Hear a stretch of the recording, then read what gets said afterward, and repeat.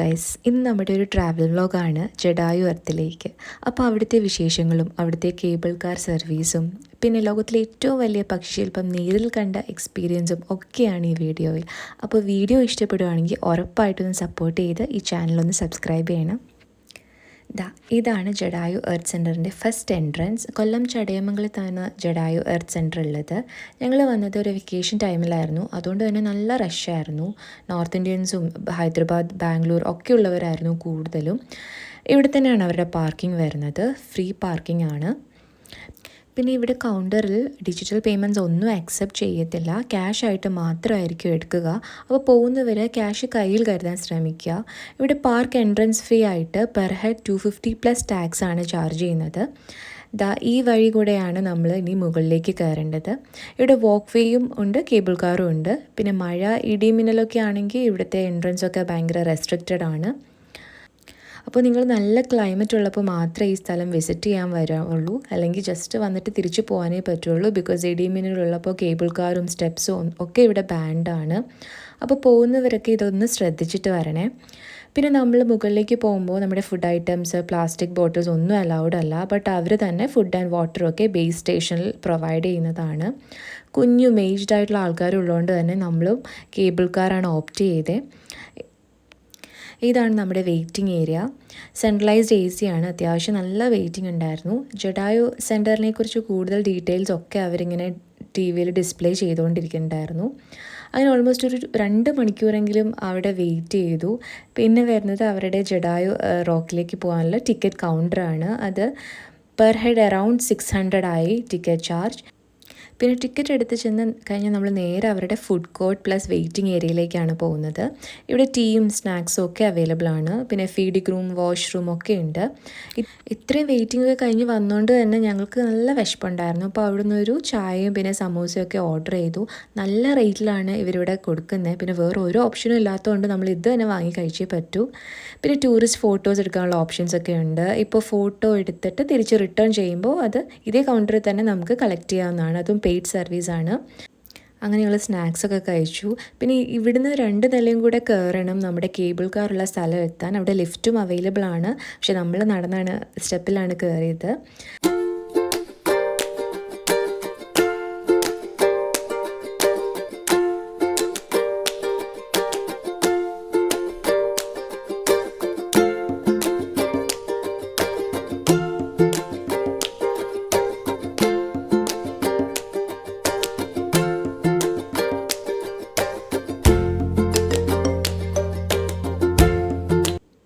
അങ്ങനെ മുകളിലെത്തിക്കഴിഞ്ഞാൽ പിന്നെ അവിടെ ഒരു ക്യൂ ഉണ്ടായിരുന്നു. അവിടെ നല്ല വെയിറ്റിംഗ് ഉണ്ടായിരുന്നു. ഏകദേശം അവിടെ ഒരു 1/2 hour പിന്നെ വെയിറ്റ് ചെയ്യേണ്ടി വന്നു.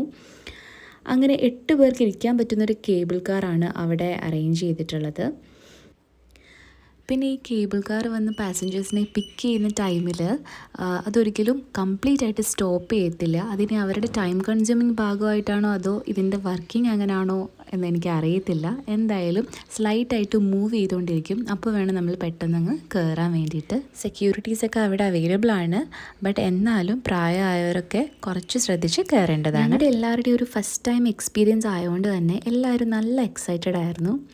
ഏകദേശം 8 മിനിറ്റാണ് കേബിൾ കാർ റൈഡ് വരുന്നത്.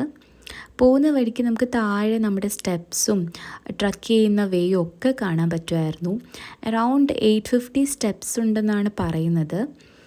പിന്നെ കേബിൾ കാർ കയറിയപ്പോൾ കുഞ്ഞ് ഭയങ്കര കരച്ചിലൊക്കെ ആയിരുന്നു. തുടക്കത്തിൽ നല്ല ഹാപ്പി ആയിട്ട് ഉണ്ടായിരുന്നെങ്കിലും കുറച്ച് കഴിഞ്ഞപ്പോഴത്തേക്ക് ആളുടെ മൂഡങ്ങ് ഓഫാകാൻ തുടങ്ങി. പിന്നെ ഇവിടെ ഹെലിപാഡും ഉണ്ട്. ഇതങ്ങനെ സീസണലായിട്ടേ സർവീസ് ഉള്ളൂ എന്നാണ് പറഞ്ഞത്. ഞങ്ങൾ പോയതൊരു ഡിസംബറിലായിരുന്നു, അതുകൊണ്ട് തന്നെ ഈവനിങ് ഒക്കെ ആയപ്പോൾ നല്ല മഞ്ഞും തണുപ്പും ഒക്കെ ഉണ്ടാവാൻ തുടങ്ങി.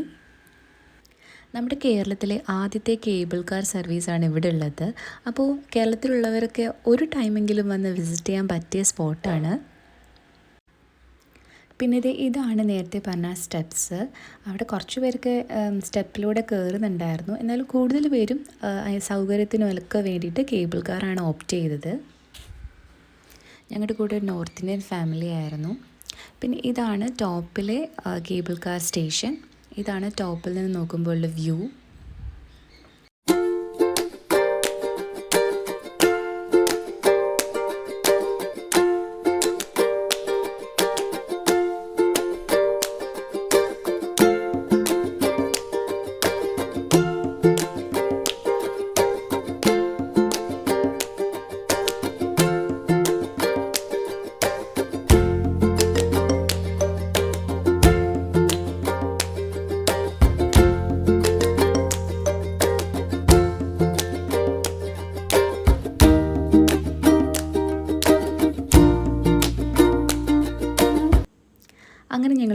ഫൈനലി ടോപ്പിലെത്തി.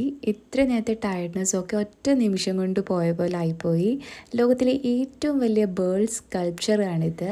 എല്ലാവർക്കും അറിയാവുന്നതുപോലെ രാമായണത്തിലെ ഒരു കഥാപാത്രമാണ് ജടായു. അതായത് ഒരിക്കൽ രാവണൻ സീതയെ തട്ടിക്കൊണ്ടു പോകാൻ ശ്രമിച്ചപ്പോൾ ഈ ജടായു തടയാൻ ശ്രമിക്കുകയും രാവണൻ അതിൻ്റെ ചിറക് അരിഞ്ഞിടുകയും ചെയ്തു. അപ്പോൾ ഇവിടെ ഈ പാറയിൽ വന്ന് വീണതുകൊണ്ടാണ് ഇതിന് ജടായു പാറ എന്ന പേര് വന്നത്. ഇതൊക്കെയാണ് ഇതിൻ്റെ പിന്നിലുള്ള കഥ. പിന്നെ ഇതിൻ്റെ അകത്ത് മ്യൂസിയം റെനോവേഷൻ ആയിരുന്നു ഞങ്ങൾ ചെന്നപ്പോൾ. അതുകൊണ്ട് തന്നെ അവിടെ എൻട്രൻസ് ഇല്ലായിരുന്നു. പിന്നെ നല്ല വേനൽക്കാലത്താണെങ്കിൽ ഈവനിങ് ടൈം ആവും ഇവിടെ വരാൻ ബെസ്റ്റ് ടൈം. അങ്ങനെയാണെങ്കിൽ നല്ല സൺസെറ്റും ഒക്കെ കാണാൻ പറ്റും. പിന്നെ അവിടെ ആംഫി തിയേറ്ററൊക്കെ ഉണ്ട്. ഞങ്ങൾ ചെന്നപ്പോൾ കോൺസേർട്ടും പരിപാടികളും ഒക്കെ ആയിരുന്നു അവിടെ. പിന്നെ ഇവിടെ നല്ല റഷ് ആയതുകൊണ്ട് തന്നെ നമ്മുടെ ഒറ്റയ്ക്കൊന്നും ഒരു ഫോട്ടോ എടുക്കാൻ പോലും പറ്റിയില്ല. ബിക്കോസ് എല്ലായിടത്തും ആൾക്കാരൊക്കെ ഉണ്ടായിരുന്നു. അങ്ങനെ പറ്റുന്ന പോലെ ഞങ്ങളുടെ കുറച്ച് ഫോട്ടോ സെഷനും കാര്യങ്ങളൊക്കെ ആയിരുന്നു അവിടെ. പിന്നെ ഈ ഒരു ലൈറ്റ്സിലും ഈ ശില്പം കാണാൻ നല്ല അടിപൊളിയായിരുന്നു. പിന്നെ എടുത്തു പറയേണ്ടത് ഇവിടുത്തെ രാമക്ഷേത്രത്തിനെ പറ്റിയാണ്. കോദണ്ഡരാമം ക്ഷേത്രം ഇതിൻ്റെ തൊട്ടടുത്താണ്. രാത്രി ആയതുകൊണ്ട് തന്നെ നമ്മൾ അധികം ലൈറ്റ്സും കാര്യങ്ങളൊന്നും അവിടെ ഇല്ലായിരുന്നു. ഞങ്ങൾ ജസ്റ്റ് വേഗം കണ്ട് ഇറങ്ങി. ഇവിടുത്തെ ഏറ്റവും ശ്രദ്ധേയമായത് ഇവിടുത്തെ രാമപാദമാണ്. അപ്പോൾ അതിൻ്റെയും കുറച്ച് ഫോട്ടോസും കാര്യങ്ങളൊക്കെ എടുത്ത് നമ്മൾ തിരിച്ചിറങ്ങാനുള്ള പരിപാടിയിലേക്ക് നോക്കുകയായിരുന്നു. ഞങ്ങൾ ചെന്നപ്പോൾ പൂജ ടൈമിങ്സൊക്കെ ഓൾറെഡി കഴിഞ്ഞിട്ടുണ്ടായിരുന്നു. നടയൊക്കെ അടച്ചിട്ടുണ്ടായിരുന്നു. പിന്നെ ജസ്റ്റ് ഒരു റൗണ്ട് ചെയ്തിട്ട് നമ്മൾ വേഗം ഇറങ്ങുമായിരുന്നു ചെയ്യുന്നത്. ഇവിടെയാണ് രാമപാദം, അതായത് ശ്രീരാമൻ്റെ കാൽപാദം പതിഞ്ഞത് ഈ പാറയിലാണെന്നാണ് പറയുന്നത്. അത് അവരവിടെ ഒരു ഗ്ലാസ്സൊക്കെ ഇട്ട് ഇങ്ങനെ പ്രിസർവ് ചെയ്ത് വെച്ചിരിക്കുകയാണ്. അവിടെ ലൈറ്റ്സ് ഒന്നും ഇല്ലാത്തതുകൊണ്ട് നല്ല ഷാഡോ അടിക്കുന്നുണ്ടായിരുന്നു. അങ്ങനെ വലുതായിട്ട് എടുക്കാൻ പറ്റിയില്ല. ഈ കാണുന്ന ഗ്ലാസ് ടോപ്പിലാണ് അവർ പ്രിസർവ് ചെയ്ത് വെച്ചിരിക്കുന്നത്. അതിൻ്റെ ഉള്ളിൽ പാദമായിട്ട് തന്നെ നമുക്ക് കാണാൻ പറ്റും. പിന്നെ നമ്മൾ ചെന്നപ്പോൾ നല്ല തിരക്കായതുകൊണ്ട് തന്നെ അവിടെ കുറേ സെക്യൂരിറ്റീസും കാര്യങ്ങളും ഒക്കെ ഉണ്ടായിരുന്നു നമ്മളെ കൺട്രോൾ ചെയ്യാനൊക്കെ. അങ്ങനെ ഞങ്ങൾ താഴത്തേക്ക് ഇറങ്ങാനായിട്ടുള്ള ക്യൂവിൽ നിൽക്കാൻ തുടങ്ങി. അവിടെയും നല്ല തിരക്കായിരുന്നു. അങ്ങനെ ഞങ്ങളൊരു 7:15 ഇറങ്ങാൻ ട്രൈ ചെയ്തു. അവിടെ നല്ല തിരക്കായിരുന്നു. കയറിയതിനെക്കാട്ടി നല്ല തിരക്കായിരുന്നു. പിന്നെ കുഞ്ഞുള്ളതുകൊണ്ട് കുറച്ച് കൺസെഷനൊക്കെ ഞങ്ങൾക്ക് കിട്ടി. അങ്ങനെ കറക്റ്റ് ഒരു 7:30 നമ്മൾ താഴെ എത്തി. അപ്പോൾ ഇവിടെ വരാൻ പ്ലാനുള്ളവർ ഒന്ന് വിളിച്ച് ചോദിച്ചിട്ടൊക്കെ സർവീസൊക്കെ അവൈലബിൾ ആണോ എന്ന് നോക്കിയിട്ട് വരുന്നതായിരിക്കും ബെറ്റർ. അപ്പോൾ ഇതാണ് ഞങ്ങളുടെ ഒരു കുട്ടി ട്രാവൽ വ്ലോഗ്.